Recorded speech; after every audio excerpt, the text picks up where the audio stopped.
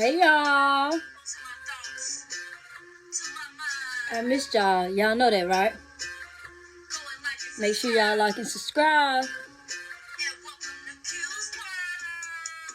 I missed you guys. How have you guys been? It's been a minute since I recorded a video for you guys and talked to you guys.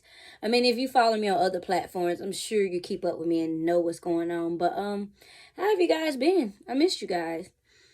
But hey, today's honestly not a positive, happy, even though I'm like, upbeat, today is definitely not an upbeat day. So I'm honestly going to get straight into it. Today we're going to be talking about Shanquella Robinson. She's from Charlotte, North Carolina, and being that I'm from North Carolina, which Charlotte's nothing but up the road, I definitely felt this heavy on my heart to talk about this. So we're going to get straight up into it today, guys. I'm going to hit you guys with some facts, what we know, and then I'm going to give you kind of like my opinion because it's crazy. You feel me? But first and foremost, rest in peace to her. And as well, if you do see any article about her, go ahead and share. We're trying to get this story out there as much as we can. And my condolences to her family. We're still praying for their strength as well. But let's get into it. The facts, the things that we do know for sure is on October 28th, she left for Cabo, Mexico with her friends. That's a fact. Her mama said that she talked to her that same day she was eating dinner, and that was the last time that she talked to her daughter. She said the friends called the next day, not her daughter, the friends called the next day saying that she wasn't feeling good and they think that she has alcohol poisoning, but they gonna call a doctor. When the mama called back, the doctor still ain't came. You feel what I'm saying? And she still has not heard her daughter's voice. So, okay. So then, boom, they say she got alcohol poisoning. The friends come back and they're just like, oh, by the way, your daughter died while we was there. So those are the facts of what we have right now. And honestly, I ain't fucking with it. You feel what I'm saying? And another fact is, after, because the funeral, I think, is coming up this week, because they didn't have an autopsy until later on that week. But once the autopsy came back, it's talking about she had a broken neck and a cracked spine. And even the autopsy or the coroner was like, with something to that type of force to break your spine. That's like when you get on a wreck, the amount of force. So you know what I'm saying. Even if one, not trying to be funny, but I'm pretty sure we've all seen the video. I really don't like people are sharing that, but I'm pretty sure we've all seen the video. Even with the video, that was not enough force to crack somebody's spine. So something else had to go on afterwards, because they didn't even tell her parents that she had got into a fight or they had got into a fight with old girl. My thing is, and this is now my opinion, sounded we done talked about what we know. My thing is, in the video, why was she the only one naked? I get she's not feeling well, but why was she completely naked and everybody else has clothes on? Number two, if you already are stating she has alcohol poisoning and you're telling her mom she's sick and she's supposed to be sick, why are you trying to fight her anyway if the person isn't in their right mind and at 100% physical? Number three, my thing is, and I will say I understand how they just came right back to United States, because if anything, everybody know, let's put some prayers up from Brittany Griner.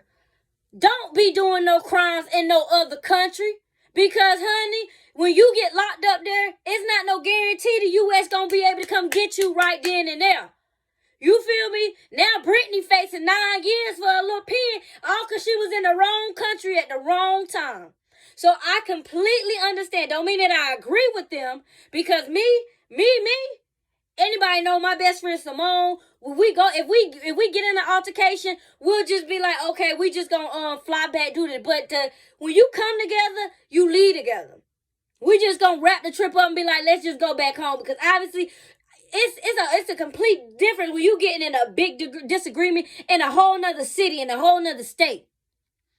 You're not even familiar with the local police department in case anything do get in there, like your own city. You feel what I'm saying? So getting in trouble, I do get why they flee back to the USA. However, anybody know, if I'm your friend, you come together, you leave together. It's simple as that.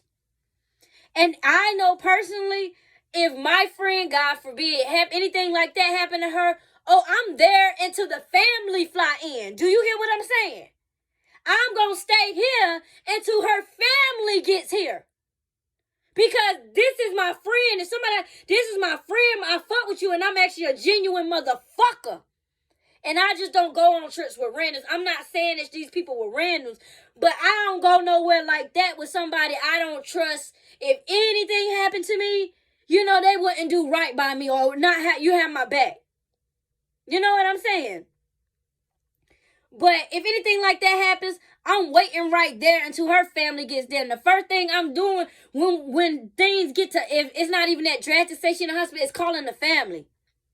Because how can you say somebody is your friend and you not like, I guess, alcohol poison, but no, for you don't have from alcohol poison to a cracked spine to a cracked back. It's not, those are two different type of injuries. You know what I'm saying? Like cracked neck, that's more physical versus alcohol poison is more internal, like tummy ache, too much poisoning. You know what I'm saying? Like, we not stupid, bruh. So I'm just not fucking with it at all. Anytime I see this story, I share. I do disagree with sharing these people addresses because it's been a couple things where these people no longer live there and y'all are sending craziness to other people's houses and people are crazy. Motherfuckers start shooting the whole block about their cousin and it's not even the people that stand there no more. So I will say be a lot more cautious, be a lot more careful about that. But anything else, like, nah, we're not trying to hear y'all side of the story and y'all going live and how y'all feel and y'all boo-hooing on live. One, because the fact that she left October 28th. So on October 29th, it's goddamn November 16th. I think it is. Let me double check that. It's November 16th. If you were going to explain your story, people been saying rest in peace since October 29th, baby. If you were going to say your side of the story, then you should have said your side of the story months back or weeks back. You didn't give a fuck. You only give a fuck now because the world is on your ass. Do you feel me?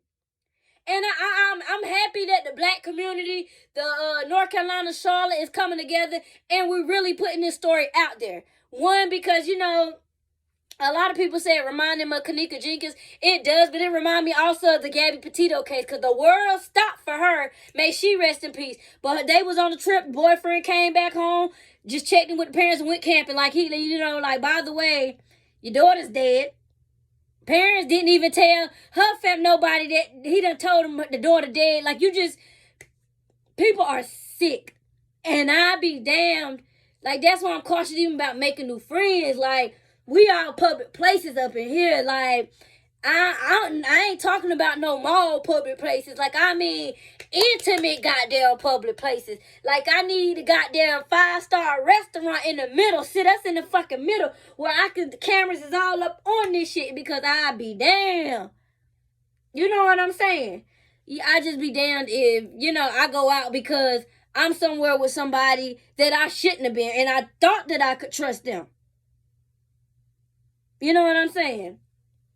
But I'm going to wrap this up because a lot of these was my opinions and it was just on my spirit and I had to get off how I felt about the whole thing. But leave me some comments on how you guys feel about everything. But again, share. I would personally don't share people's addresses because you don't know who lives there and who doesn't live there anymore. So, you just never know. So, we already just talked about sharing locations. You don't know if that's that's just sharing location. Let's just cut that. However, sharing social media profiles and things of that nature, yes, get on their ass. It's like somebody, the same way y'all, I'm a bar. We go hard for Nicki Minaj. Same way to Beehive go hard for Beyonce. If anybody talks about her, we need to be on these people and making sure everything is coming to the light. We don't need you to talk to lie. We need the police on your ass, have you in a goddamn room, give you a soda and a cigarette so we can know the fucking truth. Because all it takes, we all know from First 48, it don't take nothing but a pack of cigarettes, turn that goddamn air conditioner on in that goddamn room, motherfucker get bundled up, and for some reason, the truth come out. So, yeah, get the fuck off live. Let's get Mecklenburg First fucking 48 on their asses. And let's get this shit wrapped up and let's get her justice. Rest in peace, Shanquella. Hope I'm pronouncing her name right. But as well, guys, like and subscribe. Comment below.